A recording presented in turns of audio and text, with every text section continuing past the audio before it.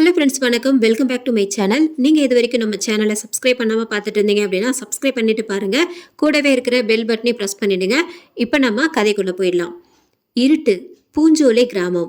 மாதவன் தன் வீட்டு மொட்டை மாடியில் நின்றபடியே சிகரெட்டை எடுத்து வாயில் வைத்து பற்ற வைத்தான். அவன் எதிர்ப்புறம் நின்ற அவன் மனைவி தியா, மாதவன் சொல்லுங்க, என்னவோ முக்கியமான விஷயம் பேச வேண்டும் என்று சொன்னீர்களே, என்ன விஷயம் அது? மாதவன் லேசாக தலையை ஆட்டிவிட்டு புகையை இழுத்து விட்டபடியே தியாவை பார்த்தான். காலையில டவுனுக்கு போயிருந்தேன். அங்க என்னோட 10வது வரை படித்த என் நண்பன் சந்தோஷை எதிர்ச்சியாக சந்தித்தேன். 2 பேரும் ஹோட்டலில் காஃபி குடித்து கொண்டே பழைய விஷயங்களை பேசிக்கிட்டோம். அப்போ அவன் ஒரு விஷயம் சொன்னான். அந்த விஷயம் எனக்கு தெரியும் தான், ஆனால் இத்தனை நாட்கள் அதை நான் சுத்தமாக மறந்தே இருந்தேன். அவன் அந்த விஷயம் ஞாபகப்படுத்தியதும் எனக்குள்ளே ஒரு குதூகலம். நான் அதை கொஞ்சம் கூட வெளிக்காட்டாமல் நான் அவனோடு மற்ற விஷயங்களை பேசிவிட்டு கிளம்பி வந்துவிட்டேன்.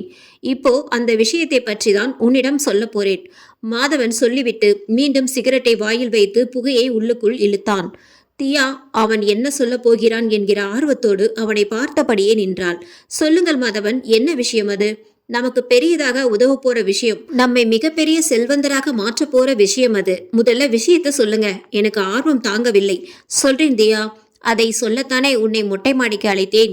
ஏதேதோ பேசிக்கிட்டு இருக்காமல் முதலில் விஷயத்தை சொல்லுங்கள். நாம இந்த பூஞ்சோலை கிராமத்துக்குள்ளே நுழையும் போது இடதுபுறம் பார்த்த கொஞ்ச தூரத்துல ஒரு பாழடைந்த பழைய பங்களா மாதிரி இருக்கிற அந்த வீடு கண்ணில் படமே, அதை நீ பார்த்திருக்கிறாயா? கிராமத்துக்குள்ளே வரும்போது பார்த்திருக்கிறேன். அதுக்கு என்ன இப்போ? அந்த பழைய பங்களா பற்றி தான் சந்தோஷ் என்னிடம் சொன்னான். அந்த பங்களா வீடு தான் ஒரு காலத்துல நம்ம ஜமீன் வீடாக இருந்தது. எந்த பக்கம் பார்த்தாலும் அனைத்து வயல்வெளிகளும் இருந்தது. அந்த ஜமீன்தாரருக்கு பிள்ளைகளே பிறக்கவில்லை. அப்புறம் பல நாட்களுக்கு பிறகு ஒரு ஆண் குழந்தை பிறந்தது. அதுவும் மூல வளர்ச்சி இல்லாமல் பிறந்தது. அந்த குழந்தையை அவர்கள் நன்கு சீராட்டி பாராட்டி வளர்த்தார்கள். அந்த குழந்தையும் கொஞ்சம் வளர்ந்தது. அந்த நேரத்துல ஒரு நாள் ஜமீன்தார் இறந்து விடுகிறார். ஜமீன்தார் மனைவியும் மனம் தளராமல் ஜமீனை பார்த்துக்கிட்டு அந்த குழந்தையையும் வளர்க்குறாங்க. அவங்க கிட்ட அந்த நேரத்துல ஒரு பெண் வேலைக்கு சேர்றாங்க. கொஞ்ச நாட்கள்லயே அந்த ஜமீன்தார் மனைவியின் மனதில் ரொம்ப நல்லவள் மாதிரி இடம் பிடிக்கிறாங்க. ஆனா அந்த வேலைக்கார பெண் அவ்வளோ நல்லவள் இல்லை. அந்த மூல வளர்ச்சி இல்லாத குழந்தை மீது பாசமாக இருப்பதை போல நடிக்கிறாங்க. இது தெரியாமல் அந்த ஜமீன்தார் மனைவி தனக்கு பின்னால் தன் புத்தி சுவாதீனம் இல்லாத குழந்தைக்கு அந்த வேலைக்கார பெண் தான் பாதுகாப்பு என்று நினைத்து மொத்த சொத்துக்களையும் அந்த வேலைக்கார பெண் மீது எழுதிடுறாங்க. ஆனா அதை அந்த பெண்ணுக்கு சொல்லவில்லை. அந்த பெண்ணும் திட்டம் போட்டு அந்த குழந்தை மீது அன்பை பொழியிறாங்க. அவள் போலியாக நடிக்கிற விஷயம் தெரியாமல் ஜமீன்தார் மனைவி அந்த பெண் மீது முழு நம்பிக்கையும் வைத்து தான் மொத்த சொத்தையும் உன் பெயரில் எழுதி வைக்கிறேன், நீதான் என் குழந்தையை நன்றாக பார்த்து கொள்ள வேண்டும் என்று சொல்லிவிட்டு கண்களை மூடிக்கிறாங்க. அதற்கப்புறம் அந்த புத்தி சுவாதீனம் இல்லாத குழந்தையை அந்த பெண் கண்டுகொள்வதே இல்லை. ஒரு நாள் அந்த ஜமீன்தாருடைய குழந்தை பக்கத்தில் இருக்கிற கிணற்றில் செத்து மிதக்குது. ஊர் ஜனங்க முன்னாடி அந்த பெண் அழுது புரண்டு நடிக்கிறா. இது நடந்து 3வது மாதம் யாருமே எதிர்பார்க்காத சம்பவம் ஒன்று நடக்குது. என்ன சம்பவம் அது? ஒரு நாள் அமாவாசை ராத்திரியில் அந்த பங்களாவின் அருகே இருக்கிற மரத்துல பங்களாவில் வேலைக்கு சேர்ந்த அந்த பெண் தூக்குல தொங்கிட்டு இருக்கா. அப்போதான் ஊர் ஜனங்க ஜமீன்தாருடைய மனைவிதான் பேயாக வந்து அந்த வேலைக்கார பெண்ணை கொன்று விட்டது என்று பேசிக்கிறாங்க. இப்போ விஷயத்துக்கு வரேன். அந்த வீட்டுல தான் நிறைய பொண்ணும் பொருளும் இருக்கிற விஷயம் ஊர் மக்களுக்கு தெரியும். ஆனா உள்ளே போக பயம். காரணம், அந்த வீட்டுல பேய் இருக்கு என்று ஊர் மக்கள் நம்புவதால யாருமே அந்த வீட்டுக்குள்ள போய் நுழைந்ததில்லை. ஊர் மக்கள் இப்படி பேசிக்கொள்வதாலே எனக்கும் என் நண்பனுக்கும் அந்த வீட்டுக்குள்ள போய் பார்க்க ஆர்வம். அந்த ஆர்வம் தாங்காம நானும் என் நண்பனும் படிக்கிற காலத்துல ஒரு நாள் வீட்டு பக்கம் போனோம். அந்த வீட்டுல என்ன இருக்கு என்று பார்த்து விட வேண்டும் என்கிற வெறியில அந்த பங்களா வீட்டு கேட்டின் உள்ளே அடியெடுத்து வைத்தோம். அதே நேரம் எங்கிருந்தோ ஒரு சத்தம் வர நாங்க 2 பேரும் ஒரே ஓட்டமாக ஓடி வந்து விட்டோம். ஒரு வாரம் எழுந்திருக்க முடியவில்லை. ஜுரம், பேதி என்று. அப்புறம் புற்றுமாரியம்மன் கோவிலுக்கு போய் வேப்பிலை அடித்த பிறகுதான் இயல்பு நிலைக்கு வந்தோம். இதைத்தான் என் நண்பன் சொன்னான். நானும் இந்த சம்பவத்தை மறந்திருந்தேன். இப்போ சந்தோஷ் சொன்ன பின்னாலே எனக்கு ஒரு யோசனை. என்ன யோசனை? இப்போ அந்த வீட்டுக்குள்ள போய் பார்க்கலாம் என்று மாதவன் சொல்லும் போதே தியாவுக்கு தூக்கி வாரி போட்டது. மாதவன், நீங்க என்ன சொல்றீங்க? ஆமா தியா, நம்ம நிலை உனக்கே தெரியும். ஷேர் மார்க்கெட்டில் பணத்தை போட்டு எல்லாம் போய் இப்ப பல இடங்களில் கடன் வாங்கி தவிக்கிறோம். இது மாற வேண்டும். நம்ம நிலை மாற வேண்டும். இதற்கு ஒரே வழி அந்த பாலடைந்த வீட்டுக்குள்ளே போவதுதான். ஆமா தியா, அந்த வீட்டுக்குள்ள போனா நிச்சயம் விலை மதிக்க முடியாத நிறைய பொக்கிஷங்கள் இருக்கும். அந்த வீட்டுக்குள்ள போய் அத்தனையும் அள்ளிக்கிட்டு வந்தா நிச்சயம் நம்ம நிலை மாறும். அதற்காக நாம கொஞ்சம் ரிஸ்க் எடுத்துதான் ஆக வேண்டும் தியா. நீ பயப்படாத. உன்னை விட்டு எந்த நிலையிலும் நான் போக மாட்டேன். உன் கூடவே இருப்பேன். அப்புறம் என்ன பயம் உனக்கு? அதற்கு இல்லை மாதவன். நீங்க உங்க நண்பர் 2 பேரும் சின்ன வயசுல அந்த வீட்டு காம்பவுண்டுக்குள்ள போன போதே ஏதோ சத்தம் வந்ததாக சொல்றீங்க. அப்போ அந்த வீட்ல பேய் இருக்கு என்று தானே அர்த்தம்? தியா, ஏதோ ஒரு சத்தம் வந்தது உண்மைதான். அது பேய் சத்தம் என்று சொல்ல முடியாது. ஏனென்றால் அந்த பங்களா வீடு தோட்டத்துக்கு நடுவே இருக்கு. அப்படி இருக்கும்போது அங்கே இருக்கிற மரங்களில் அமர்ந்த பறவைகள் கூட சத்தம் போட்டிருக்கலாம். சின்ன வயசு, பயந்த சுபாவம் இருந்த நேரம் அது. அதுவும் இல்லாம இப்போ இந்த காலத்துல பேய் இருக்கு என்று நம்புறியா? மாதவன், இது கம்ப்யூட்டர் காலம். இந்த காலத்துல எனக்கு அதுல நம்பிக்கை இல்லை. இருந்தாலும் உள்ளுக்குள்ள ஒரு பயம், அவ்வளவுதான். நம்ம நிலை மாற நாம கடனிலிருந்து விடுபட வேண்டும். அதற்காக உங்க கூட வர நான் சம்மதிக்கிறேன். ஆனா எந்த நேரமும் நீங்க என்ன விட்டுட்டு போகவே கூடாது. இதுக்கு சரின்னா சொல்லுங்க, நான் உங்க கூட வரேன். மாதவனும் தலையாட்டினான், வரப்போகும் ஆபத்தை அறியாமல். மாதவனும் அவன் கூடவே அவனை ஒட்டியபடியே அவன் மனைவி தியா இருட்டிலிருந்து நடக்கத் தொடங்கினார்கள். தூரத்தில் இருக்கும் ஜமீன் பங்களாவை நோக்கி. என்ன தியா, பயமா இருக்கா? இல்லை. ஏன் கேட்குறீங்க? இப்படி என்னை ஒட்டியபடியே நீ வருவதனால்தான் கேட்டேன். ஆமாம் மாதவன், இது கம்ப்யூட்டர் காலம்தான். இந்த காலத்தில் பேய் இல்லை, பூதம் இல்லை என்று நம்ம வாய் வார்த்தையால் சாதாரணமாக சொல்லிவிட்டாலும் இந்த இருட்டை பார்க்குறப்போ உள்ளுக்குள்ள ரொம்ப பயமாக இருக்கு. பகலுக்கும் இரவுக்கும் உள்ள வித்தியாசத்தை இதே வழியில் பகல் பூரா சுற்றுறோம். ஆனால் அப்போ இல்லாத பயம் இந்த ராத்திரியில் மட்டும் வந்து விடுது. இதற்கு காரணம், பகலில் நம்ம கண்ணுக்கு எல்லாமே தெளிவாக தெரிகிறது. ராத்திரியில் எதுவும் நம்ம கண்ணுக்கு தெரிவதில்லை. இதே இந்த இருட்டு இல்லாமல் நன்றாக வெளிச்சம் இருந்தா கொஞ்சம் கூட பயமே வராது. இந்த இருட்டு தான் நம்மளை பலகீனப்படுத்துது. சரி மாதவன், இந்த காரியத்தை செய்ய அதான் அந்த பாலடைந்த வீட்டுக்கு போற நம்ம திட்டத்துல உங்க நண்பர் சந்தோஷையும் கூட்டு சேர்த்துக்கலாமே. நமக்கும் கொஞ்சம் உதவியாக இருக்குமே. தியா சொல்ல மாதவன் சிரித்தான். தியா, சந்தோஷ் ரொம்ப பயந்த சுபாவம் உள்ளவன். அவன் நிழலை பார்த்தே அவன் பயப்படுவான். சின்ன வயசுல கூட என்னுடைய வற்புறுத்தலுக்காகத்தான் என் கூட வந்தான். அந்த சின்ன சத்தம் கேட்டதும் அவன்தான் முதலில் பதறி அடித்து கொண்டு ஓடத் தொடங்கினான். தனியாக நான் மட்டும் என்ன செய்வேன்? நானும் அவனுடன் ஓட்டம் பிடித்தேன். அவனை போய் கூட்டு சேர்த்துக்கிட்டு நம்ம திட்டமே வேஸ்ட். அதுவும் இல்லாம இந்த விஷயம் நம்ம இருவரை விட்டு யாருக்குமே தெரியாமல் இருப்பதுதான் நல்லது. கிடைக்கிற மொத்த பொக்கிஷமும் நமக்கு தான். மாதவன், பொக்கிஷம் கிடைக்கும் என்று முடிவே பண்ணிட்டீங்களா? இதுல என்ன சந்தேகம்? ஜமீன் பங்களா என்றால் என்ன நினைச்ச? கிட்டத்தட்ட ராஜாக்கள் மாதிரி தான் ஜமீன்தாரர்களும். வீடு நிறைய பொண்ணும் பொருளும் குவிஞ்சு கிடக்கும். நான் சும்மா சொல்லவில்லை தியா. அந்த காலத்துல சாப்பிட்ற தட்டுல இருந்து அவங்க உபயோகப்படுத்துற பொருட்கள் எல்லாமே தங்கமாகத்தான் இருக்கும். கற்பனை பண்ணிப்பாரு. ஆனா அது போனதும் நம்ம கண்ணுக்கு கிடைத்து விடாது. அந்த பங்களாவில் எங்காவது ஒரு இடத்துல பாதாள அறை இருக்கும். அந்த பாதாள அறையில தான் அத்தனை பொக்கிஷங்களும் குவிஞ்சு வச்சிருப்பாங்க. அந்த பாதாள அறை மட்டும் நம்ம கண்ணுக்கு பட்டு விட்டால் போதும், அத்தனையும் அள்ளிக்கிட்டு வந்து விடலாம். ஒரே நாளில் நம்ம பெரிய பணக்காரராகிடலாம். மாதவன், இருங்க, ஒரேடியாக கனவு காணாதீங்க. முதலில் அந்த பங்களாவுக்குள்ள நுழைய வேண்டும். அப்புறம் அந்த பெரிய பங்களா முழுக்க அந்த பாதாள அறை எங்க இருக்கு என்று தேட வேண்டும். அதுவரை அந்த பேய், அந்த பங்களாவில் இருக்கிற பேய் நம்மை ஒன்றும் செய்யாமல் இருக்க வேண்டும். தியா, திரும்ப திரும்ப அந்த பேயை நினைவுபடுத்தாதே. கொஞ்ச நேரம் முன்னாடி இந்த கம்ப்யூட்டர் காலத்துல பேய் இல்லை என்று நீதானே சொன்ன. இப்போ பேய் இருக்கு என்று சொல்ற. இனி அந்த பேயை மறப்போ. நம்ம கவனம் எல்லாம் அங்கே பொக்கிஷத்தை தேடுவதில் தான் இருக்க வேண்டும். சரியா? தியா சரி என்பது போல் தலையாட்டினாலும் அந்த இருட்டில் அது மாதவனுக்கு தெரியவில்லை. தியா, உன்னைத்தான். இனி பேய் என்கிற வார்த்தையே உன்னிடமிருந்து வரக்கூடாது. சரி என்று சொல். நான் அப்பவே சரி என்று தலையாட்டினேன். உங்களுக்கு தான் அது தெரியவில்லை. சரி, இனிமே சொல்ல மாட்டேன், போதுமா? அவள் சொல்லியபடியே அவனோடு நடக்க அதே நேரம் அங்கே அந்த சத்தம் கேட்டது. தியாவும் மாதவனும் பெரியதாக திடுக்கிட்டு அப்படியே நின்றனர். தியா, உனக்கு ஏதாவது சத்தம் கேட்டுச்சா? ஆமா மாதவன், எனக்கும் அந்த சத்தம் கேட்டுச்சு. என்ன சத்தம் அது? இந்த வழி முழுக்க மரங்கள். அந்த மரத்திலிருந்து பறவை ஏதாவது சத்தம் போட்டிருக்கோம். மாதவன், இந்த ராத்திரி நேரத்துல கூட பறவைகள் விழுத்திருக்குமா? நிச்சயமாக. சில பறவைகள் ராத்திரியில் தான் தன் வேட்டையை தொடங்கும். சில பறவைகளுக்கு ராத்திரியில் மட்டுமே கண்கள் நன்றாக தெரியும். நாம இந்த இருட்டில் நடப்பது அந்த பறவைகளுக்கு தெரிந்து நம்மால் அந்த பறவைகளுக்கு ஏதாவது ஆபத்து வந்துவிடுமோ என்று கூட நினைத்து பயத்தில் அது சத்தம் போட்டிருக்கலாம். அது பயத்தில் கத்தியதோ இல்லையோ, இந்த இருட்டுல அது கத்தி நம்மை தேவையில்லாமல் பயமுறுத்தது. அவள் சொல்லிக் கொண்டிருக்கும் போதே மீண்டும் அதே சத்தம் கேட்டது. இருவரும் நின்றனர். இருவருக்குள்ளும் இப்போது திகில் பற்றி கொண்டது. தியா, நீ ஒன்றும் பயப்படாத, பறவைதான் திரும்ப திரும்ப கத்துது. மாதவன், நம்ம வீட்டுக்கே போய்விடலாமா? பயப்படாத தியா, நான் தான் உன் கூடவே இருக்கிறேனே, அப்புறம் எதற்கு வீணாக பயப்படுற? இல்ல, கொஞ்சம் உள்ளுக்குள்ள உதறல் எடுக்க ஆரம்பிக்கிறது. நீ ஒன்றும் பயப்படாத, அந்த வீட்டை நெருங்கிவிட்டோம், இன்னும் கொஞ்சம் தூரம்தான். என் கூடவே வா, என் கையை கெட்டியாக பிடிச்சுக்கோ சொன்ன மாதவன் தியாவின் கைகளை இறுக பற்றி கொண்டான். அந்த பிடிப்பில் புதிய நம்பிக்கை வந்தவளாக அவனுடன் நடக்கத் தொடங்கினாள். தூரத்தில் தெரிந்த அந்த பங்களா, அந்த பாலடைந்த பங்களா அவர்களை கொஞ்சம் கொஞ்சமாக நெருங்கிக் கொண்டிருந்தது. மெல்ல விடிந்து கொண்டிருந்த காலை பொழுது. பாலமுருகன் அவசர அவசரமாக குளித்து உடையணிந்து தன் மனைவி கொடுத்த காஃபியை குடிக்க தொடங்கினான்.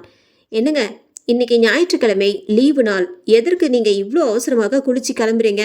பூனா, கொஞ்சம் ஆஃபீஸில் வேலை இருக்கு, நான் போயே ஆக வேண்டும், மதியத்துக்குள்ள வந்து விடுவேன் சொன்ன பாலமுருகன் தன் இருசக்கர வாகனத்தை கிளப்பினான். அந்த வண்டி நேராக கிளம்பி அரை மணி நேர பயணத்திற்கு பிறகு அந்த பூஞ்சோலை கிராமத்திற்குள் நுழைந்து அந்த வீட்டின் முன்பு நின்றது. பாலமுருகன் வண்டியை ஓரமாக நிறுத்திவிட்டு சுற்றுமுற்றும் பார்த்தான். சுற்றுமுற்றும் எந்த வீடுகளும் இல்லை. ஆட்கள் நடமாட்டமும் சுத்தமாக இல்லை. மனதில் சின்னதாக விசில் அடித்தபடியே அந்த வீட்டை நெருங்கினான். மாதவனும் தியாவும் சரியாக அந்த இருட்டில் 10 நிமிட நடைக்கு பிறகு அந்த பங்களா வீட்டை அடைந்தனர். மாதவன், அந்த பங்களாவை நெருங்கிவிட்டோம், நெஞ்செல்லாம் படபடவென்று அடிச்சுக்குது. தியா, நான் உன் கூடவே தானே இருக்கேன், பயத்தை விடு. அந்த வீட்டின் அருகே போனதும் இருவரும் நின்றனர். அந்த பங்களாவை உற்று பார்த்தனர். சில நிமிடங்கள் கண்களை இமைக்காமல் பார்த்தனர். அந்த பங்களா இப்போது அவர்களின் கண்களுக்கு கொஞ்சம் மங்கலாக தெரிந்தது. மாதவன் இந்த பங்களா வீட்டை கிட்டே இருந்து பார்க்கும்போது ரொம்ப பெருசாக தெரியுது. பூஞ்சோலை கிராமத்தின் சாலையிலிருந்து பார்க்கும்போது இவ்வளோ பெருசாக தெரியவில்லையே. ஆமாதையா, எனக்கு பிரமிப்பாக இருக்கு. எவ்வளோ பெரிய பங்களாவாக இருக்கு. தூரத்திலிருந்து பார்க்கிறது சாதாரண சின்ன பங்களாவை போலதான் தெரிந்தது. கிட்டே இருந்து பார்க்கிறப்பதான் இது பிரம்மாண்டம் புரியுது. இவ்வளோ பெரிய பங்களாவில் நம்ம மட்டும் தனியா அந்த புதையல தேட போறோமா? இருவரும் மெல்ல திறந்திருந்த கேட்டின் உள்ளே வந்தனர். மாதவன், கேட்டின் உள்ள வந்தாச்சு, இங்கிருந்து சுமார் 100 அடி தூரத்துல இருக்குது அந்த பங்களா. ஆமா, பங்களாவின் கதவுகள் திறந்திருக்குமா? தியா, நாம இந்த பங்களாவுக்கு வர்ற விருந்தாளிகள் பாரு, நமக்காக கதவுகள் திறந்து வைத்திருப்பார்கள். கொஞ்சம் கோபமாக மாதவன் சொல்ல, கோபப்படாதீங்க மாதவன், நான் ஏன் கேட்கிறேன் என்றால், ஒருவேளை கதவுகள் மூடியிருந்தால் எப்படி உள்ளே போவது? அதற்கு தான் கேட்டேன். தியா, கண்டிப்பாக கதவுகள் மூடிதான் இருக்கும். நாம தான் உள்ளே போக வேற ஏதாவது மாற்று வழி இருக்கா என்று தேடி பார்க்க வேண்டும். எப்படி இந்த இருட்டுல தேட போறோமா? ஏன் மாதவன், பகலில் இந்த தேடுதல் வேட்டையை தொடங்கக்கூடாதா? நாமளும் எந்த பயமும் இல்லாமல் தேடலாமே. தேடலாம் தான், ஆனால் நிச்சயம் ஊர்க்காரங்க யார் கண்ணிலையாவது மாட்டுவோம். மண்ணை தின்னாலும் மறைவாக தின்னு என்று சொல்லுவாங்க. நாம புதையல் என்கிற பொக்கிஷத்தை தேடி வந்திருக்கோம். யார் கண்ணிலும் படாமல் இருப்பதுதான் நல்லது. மாதவன் சொல்ல, என்னமோ மாதவா, நீ சொல்ற, நான் கேட்கிறேன். முழுசாக நனைந்த பிறகு முக்காடு எதற்கு? இவ்வளவு தூரம் வந்துவிட்டோம், நம்பிக்கையாக தேடுவோம், ஒரு கை பார்த்து விடுவோம். தியா சொல்லிக் கொண்டிருக்கும் போதே அந்த பங்களாவின் வாசல் வந்தது. மாதவா, கதவு பாதி திறந்த மாதிரி தான் இருக்கு, நமக்கு கொஞ்சம் சிரமம் குறைவு. ஆமா தியா, கதவு திறந்துதான் இருக்கு. நீ சொன்னது போல நமக்கு சிரமம் குறைவு. சுலபமாக பங்களாவின் உள்ளே போய்விடலாம். சரி மாதவா, உள்ளே போகலாமா? போகலாம் தியா. மாதவன், குலதெய்வத்தை நன்றாக வேண்டிக்கங்க. எவனே வந்தாலும் நம்ம குலதெய்வத்தின் அனுமதியோட தான் நம்ம உயிரை பறிப்பான். தியா, அபசுகுணம் மாதிரி பேசாதே. நல்லதே நினை, நல்லதே நடக்கும். தைரியமாக உள்ளே போகலாம், வா. நீங்க முதல்ல போங்க, உங்க பின்னாடியே நான் வரேன். வேண்டாம், 2 பேரும் ஒன்றாகவே உள்ளே போகலாம் சொன்ன மாதவன் அவளோடு கையை நன்கு பற்றி கொண்டு மெல்ல நெஞ்சு படபடக்க திக் திக் இதயத்தோடு இருவரும் உள்ளே அடியெடுத்து வைத்தனர். ஒரு பெண் மாநிறமாக இருந்தாள். சற்றே குண்டாக இருந்தாள். வயது 45. கண்களை சுற்றி கருவளையங்கள். அதே அவளுடைய மூக்கு கண்ணாடி முற்றிலுமாக மறைத்திருந்தது. சோஃபாவில் அமர்ந்தபடி தன் எதிரில் இருக்கும் தன் வீட்டு வேலையாள் ரங்கனை பார்த்தாள். என்ன ரங்கா சொல்ற? ஆமாம்மா, நான் சொல்வது உண்மை. வழக்கம் போல இன்னிக்கும் நான் பெரிய முனுசாமி கோவிலில் படுத்திருந்தேன். அப்போ அந்த காட்டு பங்களாவை நோக்கி ஒரு பெண்ணும் ஒரு ஆணும் போனதை பார்த்தேன். அவங்க 2 பேரும் பேசிய சில வார்த்தைகள் என் காதில் விழுந்தது. என்ன வார்த்தைகள் ரங்கா? ஏதோ புதையல் பொக்கிஷம் என்று பேசிக்கிட்டே அந்த காட்டு பங்களாவை நோக்கி போனாங்க.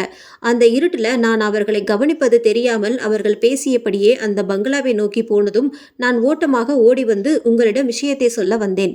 ரங்கா, இத்தனை வருஷங்கள் யாருமே அந்த காட்டு பங்களா பக்கம் போனதில்லை. யார் இவர்கள்? இவர்களுக்கு எப்படி இவ்வளவு தைரியம் வந்தது? தெரியலம்மா. யார் அவர்கள்? இந்த இருட்டுல அவர்களின் முகம் சரியாக தெரியவில்லை. ஒருவேளை ஊருக்கு புதுசா வந்தவர்களாக தான் இருப்பாங்க. இந்த ஊர் மக்களுக்கு அந்த பங்களாவில் பேய் இருக்கு என்று பயந்து அந்த பங்களா இருக்கிற திசையை கூட திரும்பி பார்க்க மாட்டாங்க. அவ்வளோ பயம்.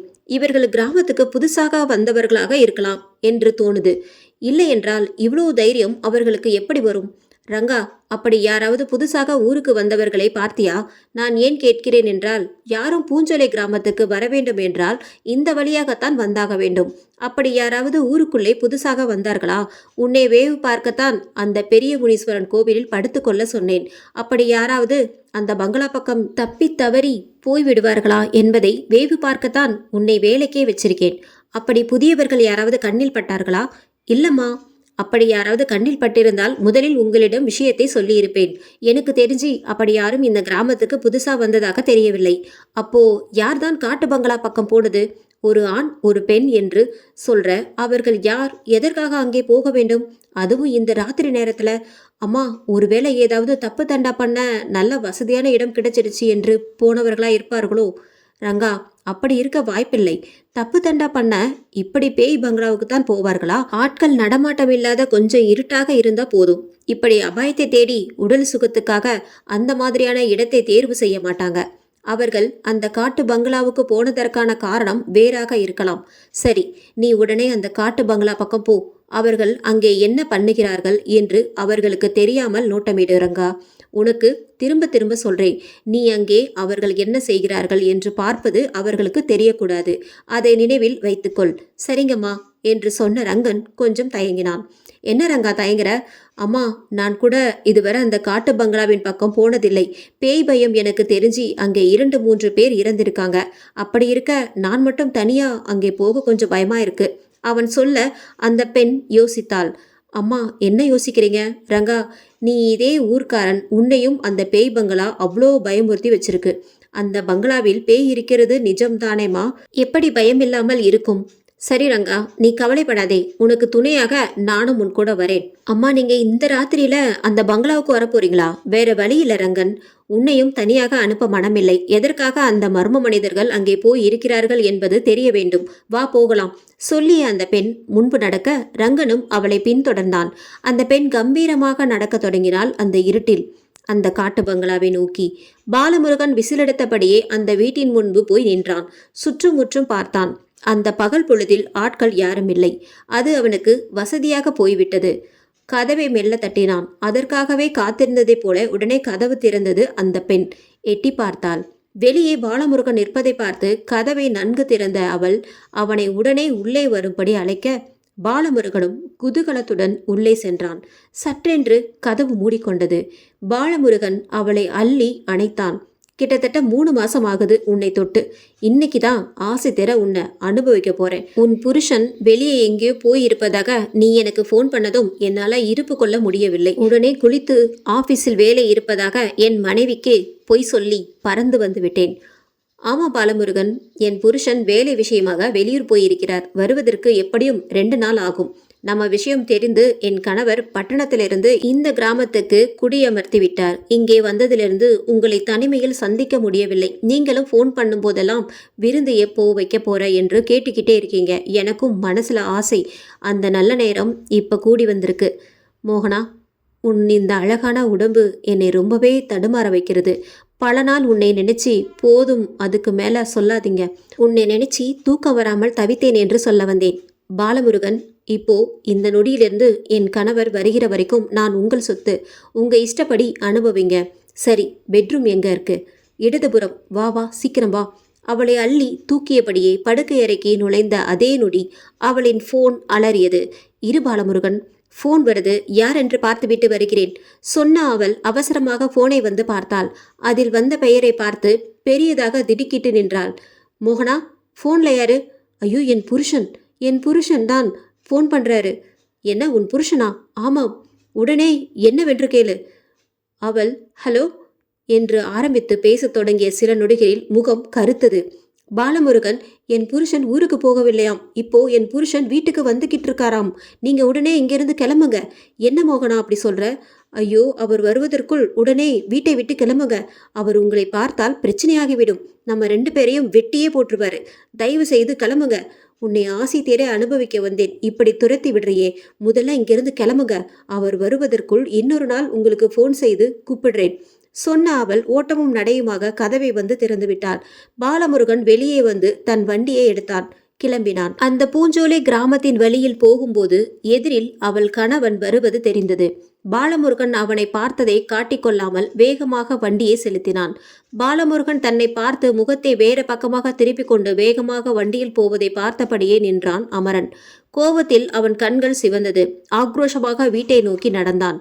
மாதவனும் தியாவும் அந்த பங்களாவில், பாலடைந்த பங்களாவின் உள்ளே மெல்ல அடியெடுத்து வைத்ததும் அந்த இருட்டில் பங்களாவின் உள்ளே ஏதோ ஒரு உருவம் மின்னல் வேகத்தில் ஓடி மறைந்தது. ஒரு நொடிக்கும் குறைவான அந்த நேரத்துல தோன்றி மறைந்த அந்த உருவத்தை பார்த்து இருவரும் பெரியதாக திடுக்கிட்டனர். தியா, உண்மையிலேயே இந்த பங்களாவில் பேய் இருப்பது நிஜம்தான் போலிருக்கு. ஆமா மாதவன், ஏதோ ஒரு உருவம் சட்டென்று தோன்றி காணாம மறைஞ்சு போச்சு.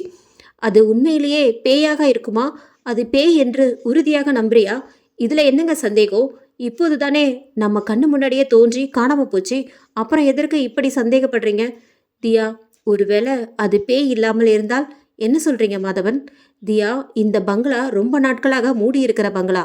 ஆட்கள் இந்த பக்கம் வந்தே பல வருஷங்கள் ஆகியிருக்கும். அதனால இந்த இடம் காட்டு பன்றிங்க வாழ்விடமாக மாறியிருக்கும்.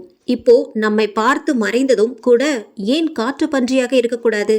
மாதவன், நீங்க உயிரை பற்றி கவலைப்படவில்லை. அந்த பொக்கிஷத்தை தான் பெருசாக பார்க்கிறீங்க. அதை அடைய கண் முன்னாடி தோன்றி மறைந்த பேயை கூட நம்பாமல் காட்டு பன்றி என்று சொல்லி சமாளிக்கிறீங்க. இதோ பாருங்க மாதவன், வாங்க போய்விடலாம். எனக்கு அந்த உருவத்தை பார்த்ததிலிருந்தே உயிர் பயம் வந்துவிட்டது. இந்த காலத்திலும் பேய் பிசாசு இருப்பது உண்மையாகி போச்சு. பணத்தாசையால நாம இங்க வந்தது தவறு. நம்ம கண்ணு முன்னாடியே பேய் வந்து போய்விட்டது. அப்புறம் நாம இங்க தொடர்ந்து இருப்பது உயிரோடு விளையாடுவது போல. தாமதம் வேண்டாம் மாதவன், வாங்க போகலாம். தியாவும் சொல்ல மாதவனுக்கு திரும்பி போக மனம் இல்லை. தியா, வந்தது வந்துட்டோம். கொஞ்ச நேரம் இந்த பங்களாவை அலசிவிட்டு கிடைப்பதை அள்ளிக்கிட்டு போய்விடலாம். கடவுளே, ஏன் மாதவன் உங்களுக்கு சொன்னா புரிய மாட்டேங்குது? உயிரை விட பெருசாக தெரிகிறதா உங்களுக்கு அந்த பொக்கிஷம்? ஏதாவது கிடைக்கும் என்ற ஆசைதான். இது ஆசை இல்லைங்க, பேராசை. உயிர் போனால் திரும்ப வராது. தயவு செய்து வாங்க போய்விடலாம். வலுக்கட்டாயமாக தியா அழைக்க வேற வழி இல்லாமல் மாதவன் அவள் பின் தொடர்ந்தான். அந்த பங்களாவின் உள்ளிருந்து திரும்பி வெளியே வருவதற்காக இருவரும் அடியெடுத்து வைத்தனர். அந்த பங்களாவில் திறந்திருந்த கதவுகள் இரண்டும் சற்றென்று மூடிக்கொண்டது. இருவரும் செய்வதறியாமல் பெரியதாக அதிர்ந்தனர். வானத்தில் பௌர்ணமி நிலா வட்ட வடிவமாக குழு குழு தென்றல் காற்று முகத்தில் அடித்தது. அமரன் தன் மனைவி மோகனாவை பார்த்தான். அவன் கண்களில் நேற்று பாலமுருகனை பார்த்த போதிருந்தே கோபம் கொடூரம் காணாமல் மிக இயல்பாக அவளிடம் பேசினான். என்னங்க அப்படி பார்க்குறீங்க? மோகனா, இந்த பௌர்ணமி நிலா வெளிச்சத்துல நீ ரொம்ப அழகா இருக்கிற. உண்மையாகவா? என்ன மோகனா அப்படி கேட்டுட்ட? நீ சாதாரணமாகவே கொள்ளை அழகு. இந்த நிலா வெளிச்சத்துல இன்னும் அசத்தலாக இருக்க. நிலவின் ஒளிப்பட்டு மஞ்சள் நிறத்தில் ஜொலிக்கிற அவள் கணவன் அமரன் சொல்ல மோகனா முகம் சிவந்தாள். மோகனா, நாம கொஞ்ச தூரம் இப்படியே காற்றோட்டமாக நடந்து போவோமா? வாங்க போகலாம். நிலவின் ஒளி நம் மீது பட்டால் உடம்புக்கு நல்லது என்று சொல்லுவாங்க. வாங்க போகலாம். அமரன் மோகனாவின் கைகளை பற்றி அந்த மிருதுவான கைகளுக்கு இதமாக முத்தமிட்டான். மோகனா வெட்கத்தில் முகம் சிவந்தாள். அட, இந்த வெட்கத்துல இன்னும் பல மடங்கு அழகு கூடுதே உன் முகத்துல. ஐயோ, சும்மா அதையே சொல்லிக்கிட்டு இருக்காதீங்க. எனக்கு வெட்கமா வருது. வேற ஏதாவது பேசுங்க. வா, நடந்துகிட்டே பேசலாம். இருவரும் மெதுவாக நடக்க தொடங்கினார்கள். அந்த குளுமையான காற்றும் அவர்களுடன் விடாமல் பின்தொடர்ந்தது. என்னங்க, இந்த பௌர்ணமி வெளிச்சம் எவ்வளவு அழகாக இருக்கு. ஆமா மோகனா, விடிகிற வரைக்கும் இப்படியே கால்நடையாக நடந்துகிட்டே போகலாமே. இந்த ராத்திரி நேரத்துல இருவரும் கைகளை கோர்த்து கொண்டு நடப்பதே தனி சுகமாக இருக்கும். ஆமா மோகனா, ரொம்ப சுகமாக இருக்கும். இருவரும் பேசியபடியே கிராமத்தின் எல்லை வரை வந்துவிட்டனர். மோகனா, அமரன் அழைக்க, என்னங்க, அதோ தெரியுது பாரு பங்களா, அது வரைக்கும் போகலாமா? போகலாம் தான், ஆனா அந்த இடம் ரொம்ப இருட்டாக இருக்கே. மோகனா, நாம இந்த கிராமத்துக்கு வந்து கிட்டத்தட்ட 3 மாசம் ஆகுது. நானும் இந்த வழியாக போகும்போது வரும்போதெல்லாம் அந்த பங்களா என் கண்ணில் படும். எனக்கும் அந்த பங்களாவை கிட்டிருந்து பார்க்க ஆசை. இந்த பௌர்ணமி நிலா வெளிச்சத்துல அந்த பங்களாவை அருகிலிருந்து பார்க்க ஆசை. அருகே போகலாமா? இவ்வளவு ஆசைப்படுறீங்க, வாங்க போகலாம். இருவரும் வயல்வெளியில் இறங்கி தூரத்தில் தெரிந்த பங்களாவை நோக்கி நடக்க தொடங்கினார்கள். மோகனா, உனக்கு அந்த பங்களாவை பற்றி இன்னொரு விஷயம் தெரியுமா? அமரன் கேட்க, என்னங்க, என்ன விஷயம்? நாம போற பங்களா ஒரு காலத்துல ஜமீன் பங்களாவாக இருந்திருக்கு. அந்த பங்களாவில் நிறைய பொண்ணும் பொருளும் இருப்பதாக ஊர்ல பேசிக்கிறாங்க. என்னங்க சொல்றீங்க? ஆமா மோகனா, அந்த பங்களா முழுக்க நிறைய பொக்கிஷங்கள் இருக்காம். இப்போ நாம அங்க போக போறோம். நமக்கு நேரம் நல்லா இருந்தா நமக்கு ஏதாவது பொண்ணோ பொருளோ கிடைக்கும். ஆச்சரியமாக இருக்குங்க. இந்த காலத்திலயும் இப்படி புதையல் எல்லாம் கிடைக்குமா? அப்புறம் ஏன் இந்த ஊர் மக்கள் அதை எடுக்காமல் விட்டு வச்சிருக்காங்க? மோகனா, புதையல் என்பது எல்லோருக்கும் கிடைத்து விடாது. அவர்களுக்கு எது கிடைக்க வேண்டும் என்று விதி இருக்கோ அவர்களுக்கு மட்டும்தான் அது கிடைக்கும். அதுபோல யாருக்கு புதையல் கிடைக்க வேண்டும் என்று விதி இருக்கோ அவர்களுக்குத்தான் அந்த புதையல் கிடைக்கும். உதாரணத்துக்கு, தெருவில் ஒரு 100 ரூபாய் நோட்டு விழுந்து கிடக்கும். அந்த வழியாக நிறைய பேர் போவார்கள் வருவார்கள். ஆனால் அது யார் கண்ணிலையும் படாது. அந்த பணம் இருக்கிற இடத்திலேயே தான் இருக்கும். ஆனா யாரோ ஒருத்தருக்கு தான் அந்த பணம் கிடைக்கும். யாருக்கு கிடைக்க வேண்டும் என்று எழுதப்பட்டிருக்கோ அது அவர்களுக்குத்தான் கிடைக்கும். அதுபோலத்தான் இந்த பொன்னும் பொருளும் யார் யாருக்கு கிடைக்க வேண்டும் என்று இருக்கிறதோ அவர்களுக்குத்தான் கிடைக்கும். நாம அந்த பங்களாவுக்கு போய் பார்ப்போம். கிடைத்தால் அள்ளிக்கிட்டு வருவோம். கிடைக்கவில்லை என்றால் கவலை இல்லை. ஏனென்றால் புதையலை அடைவது நம்ம வேலை இல்லை. சும்மா அந்த பங்களாவை சுற்றி பார்த்துவிட்டு வருவதுதான். என்னங்க, இந்த அமைதி, இந்த மயான அமைதி என்னை என்னவோ பண்ணுது. வீட்டுக்கு போய் விடலாமா? என்ன மோகனா இப்படி சொல்ற? அந்த பௌர்ணமி நிலா வானத்துல எவ்வளோ அழகா இருக்கு. நாம நடந்து போக போக அதுவும் நம்ம கூடவே வருவதாக மனதுக்குள்ளே ஒரு உணர்வு ஏற்படுது. அதுவும் இல்லாமல் இந்த கோடை காலத்துல எவ்வளோ குளுமையான காற்று. வீட்டுல இந்த சுகம் கிடைக்குமா? கிடைக்காதுதான். ஆனா இந்த அமைதி, இந்த இருட்டு உள்ளுக்குள்ள என்னமோ பண்ணுது. உள்ளுணர்வு என்னை வேண்டாம் என்று தடுக்குது. ஏதாவது விபரீதம் நடந்துவிடுமோ என்கிற பயம் எட்டி பார்க்குது. என்னங்க, பேசாமல் வந்த வழியே வீட்டுக்கு போய்விடலாமா? ஐயோ மோகனா, நான் உன் கூடவே இருக்க போறேன். வீணாக மனசை போட்டு குழப்பிக்காதே. இவ்வளவு தூரம் வந்து விட்டோம். இன்னும் கொஞ்சம் தூரம்தான், பார்த்து விட்டு போய்விடலாம். அமரன் சொல்ல மோகனா ஏதோ ஒரு தவிப்போடு அவனை பின்தொடர்ந்தாள். வானத்தில் அவர்களுடனே வந்து கொண்டிருந்த அந்த பௌர்ணமி நிலா அந்த காட்டு பங்களாவை நோக்கி போகும் அவளை பரிதாபமாக பார்த்து கொண்டிருப்பது போல இருந்தது. அந்த 45 வயதான அந்த பெண் இருட்டில் வேக வேகமாக அந்த பாலடைந்த பங்களாவை நோக்கி நடக்க, அவள் வேகத்துக்கு ஈடு கொடுக்க முடியாமல் ஓட்டமும் நடையுமாக அவளை பின்தொடர்ந்தான் ரங்கன். ரங்கா, கொஞ்சம் வேகமாக வா. இவ்வளவு நிதானமாக வந்தால் அவர்களை பிடிக்க முடியாது. அம்மா, உங்களை விட எனக்கு 20 வயது அதிகம். காலு கையெல்லாம் அவ்வளவாக வலு இல்லை. கொஞ்சம் மெதுவாக போங்கம்மா. இல்லை ரங்கா, நாம தாமதமாக போனால் ஒரு பிரயோஜனமும் இல்லை. சிரமம் பார்க்காமல் நடையில கொஞ்சம் வேகத்தை கூட்டு. சொல்லிய அந்த பெண் இன்னும் கொஞ்சம் வேகமாக நடக்க ரங்கனுக்குத்தான் அது ரொம்பவே சிரமமாக இருந்தது. இருந்தாலும் தன் சக்திக்கு மீறி அவளை பின்தொடர்ந்தான். தூரத்தில் தெரிந்தது காட்டு பங்களா. பங்களாவின் அந்த 2 கதவுகளும் சட்டென்று மூடிக்கொள்ள மாதவனும் தியாவும் பெரியதாக அதிர்ந்து போய் நின்றனர். மாதவன், என்ன இது? சினிமாவில் வருவதைப் போல கதவுகள் தானாக மூடிக்கொண்டதே. ஆமாம் தியா, சினிமாவில் தான் இப்படியெல்லாம் பார்த்திருக்கிறேன். இப்போ நிஜத்துல பார்க்கிறேன் தியா. நாம தப்பு பண்ணிவிட்டோமோ என்று தோன்றுகிறது. பேராசை பிடிச்சு வந்ததின் விளைவு இப்போ இந்த மாதிரியெல்லாம் அனுபவிக்க வேண்டியதாக உள்ளது. தியா, இப்படி பேசி கொண்டிருப்பதில் ஒரு பிரயோஜனமும் இல்லை. நாம இங்கிருந்து தப்பிக்க வேற ஏதாவது வழி இருக்கா என்று தேடி பார்க்க வேண்டும். வா என்னோடு. மாதவன், எங்கே? என்ன தியா அப்படி கேட்கிற? நாம தப்பிக்க வேண்டாமா? தப்பிக்க வேண்டும் தான். அதற்காக இந்த பங்களாவின் உள்ளே போக வேண்டுமா? வேற வழி இல்லை தியா. நாம வந்த கதவு 2 மூடிடுச்சு. நாம தப்பிக்கிறதுக்கு வேற எங்கேயாவது வழி இருக்கா என்று பார்க்க வேண்டும். இப்போ நாம எடுக்க போவது ரிஸ்க் தான். இதை விட்டா வேற வழி இல்லை நமக்கு. உங்களிடம் தலையில் அடிச்சு சொன்னேன், கேட்காமல் இப்படி இந்த இருட்டில் வந்து இந்த பேய் பங்களாவில் வசமாக மாட்டிக்கொண்டோம். தியா, கோவப்படாத. மன சஞ்சலத்தால ஏற்பட்ட விளைவு இது. நாம இப்போ பொறுமையை கடைபிடிக்க வேண்டும். இந்த இக்கட்டான நேரத்துல நாம கோவத்திலையும் பதட்டத்திலையும் இருந்தா நம்ம மூளை வேலை செய்யாது. உதாரணத்துக்கு எலியை எடுத்துக்க. அது பொறியில சிக்காத வர எவ்வளவு புத்திசாலித்தனமாக பதட்டம் இல்லாமல் பூமியில் எவ்வளவு ஆழம் வேண்டும் என்றாலும் தோன்றும். ஆனா பொறியில சிக்கிவிட்டா ஒரு பதட்டம் அதனோட ஒட்டிக்கும். அந்த பதட்டத்திலையும் படபடப்பிலும் அதன் மூளை ஒழுங்காக வேலை செய்யாது. அதுபோல நாம ஆகிவிடக்கூடாது தியா. வா, அதோ பாரு, எதிரில் அறை இருக்கு. நாம தப்பிக்க வழி இருக்கா என்று பார்ப்போம். இத பாருங்கள் மாதவன், இது காட்டு பங்களா இல்ல, பேய் பங்களா என்பது உறுதியாகிவிட்டது.